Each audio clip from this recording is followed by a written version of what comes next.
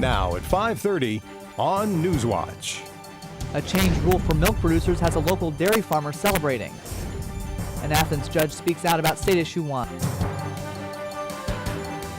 Broadcasting live from WOUB TV in Athens. This is Newswatch. Good evening, everyone. I'm Kelsey Borza. Let's take a look at today's headlines. An Ohio University student is dead, and police are trying to figure out what happened. When police arrived at the home on Grosvenor, they found 21-year-old Yara Mushmore unresponsive.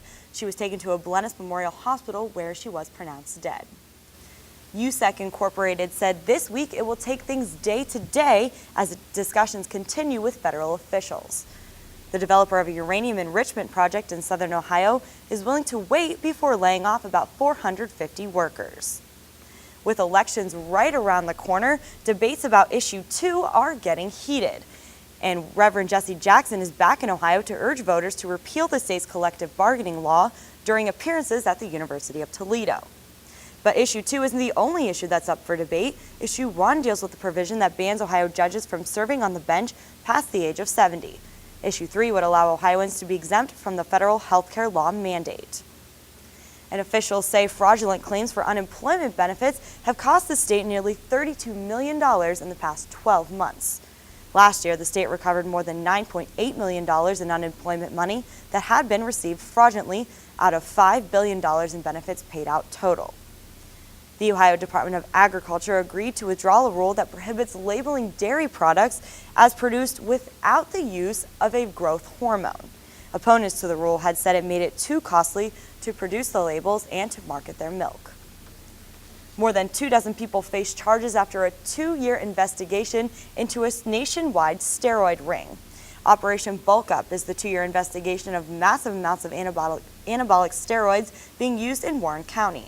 Steroids are now said to be in the hands of area high schoolers, a problem Mason High School football coach Brian Kastner has fought for the last 18 years. The Department of Homeland Security is asking hotel guests to join the fight against terrorism. Starting today, the welcome screens at hotel television sets across the country will show a message from the agency. And in sports, Ohio faced off against Temple for the top spot in the MAC East Division. It was a battle that went down to the wire, but the Bobcats pulled out a 35-31 win for their 6th win and are now eligible for a bowl game. And now let's take a look at our weather for today. Tonight we will see a temperature of about 42 degrees with scattered showers before 1 a.m. For our day planner tomorrow, we'll start off the morning around 42 degrees, and that's at 8 a.m. and we'll work our way up to 57 degrees at 4 p.m. and it also gets sunnier as the day goes on. For our 7-day forecast, tomorrow, as I said, 57 degrees, and that's the lowest temperature for the next week. The weekend is sunny and in the 60s, and heading into the next work week, we will have a 40% chance of rain with temperatures staying in the 60s. And now, Newswatch with Kelsey Borza and Michael Locklear.